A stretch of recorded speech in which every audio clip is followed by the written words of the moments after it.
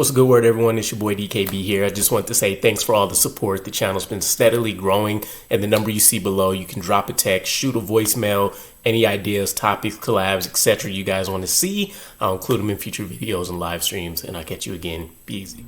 What's a good word, Jets fans? It's your boy DKB here, and the New York Jets made a roster move that should have some long-lasting impacts this season for new special teams coordinator Kris Boyd, who has already had to work around not having supreme special teams ace, aka the Wolf, Irvin Charles, at his disposal for the early parts of the season, and I still think we expect him to end up on the PUP list and at least miss the first quarter or so.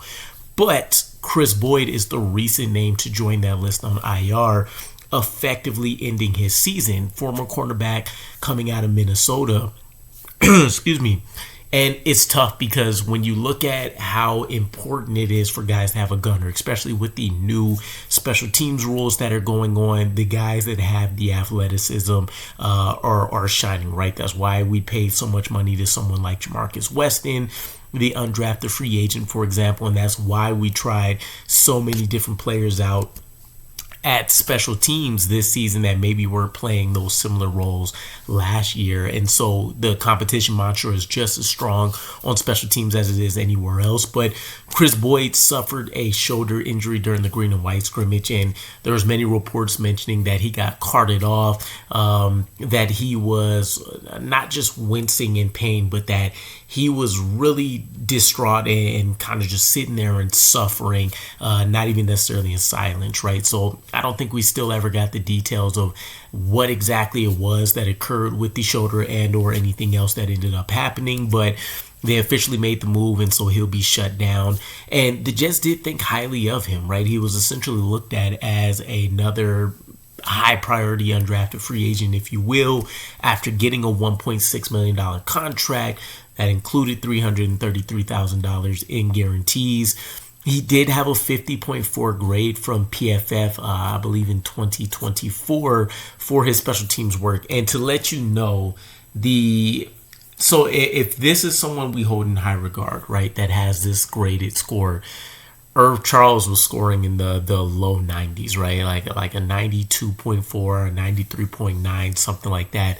PFF grade for his work, which is either just up there with Justin Hardy or above what he was able to do. So you're talking like legendary special team guy, a fall off to Kris Boyd, who's definitely a solid above average player to average guy.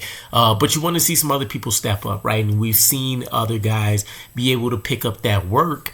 The immediate thought process for me would be someone like Jamarcus Weston just got to bump up in their chances to make the roster, or someone like Quantez Stiggers, who kind of has been on the boundary or the cusp of getting cut, if you will, but he's had some standout games. I think the Packers was definitely his hallmark here, where he picked up 3 tackles in the first half. And I think he also was in on the forced fumble that Jamarcus Weston picked up on special teams, while also being able to play the snaps on defense, right? So I think there's a separator there for someone like Stiggers versus Boyd, where you would expect Stiggers to be able to get on the field a little bit more and actually be able to help contribute to the defense if an injury was to occur. But it's not a guarantee, right? And I would definitely hate to see Stiggers go, but you also have to look at some other guys that have had really solid preseason outings in addition to some good training camp practices here and there. And Jerk Bernard-Converse, who also looks like he's, having another breakout preseason, if you will, in a limited amount of snaps we've seen him in. And then a safety, another undrafted free agent favorite of mine from last year, and Jarius Monroe, who has put some really, really good things on tape, and from my understanding has had much better practices in the last couple of weeks here. So you'll have to see how the staff wants to play it out, right? I think Kris Boyd is definitely going to have a strong voice in that room when it pertains to the bottom 53 of the roster, but it's still going to be a numbers game. There's still, the attitude and mentality that we want to go out here and win games.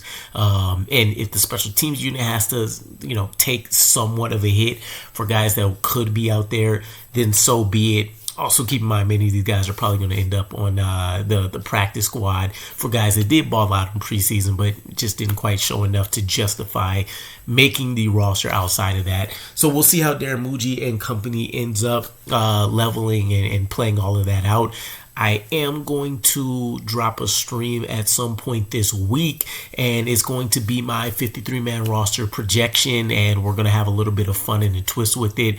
See if I can't get a guest to jump on with me as well. Otherwise, I don't have a problem riding solo, and I'll be opening up the lines to you guys as well. So let me know what you guys think, though. The Kris Boyd injury, how significant is it to you? I don't think it's going to be world-changing, but again, could have some strong implications on special teams, and those could last for a while we look to figure out who could be the next answer to step up in Irvin Charles and or Kris Boyd's play. So let me know what you guys think, and I'll catch you again. Peace.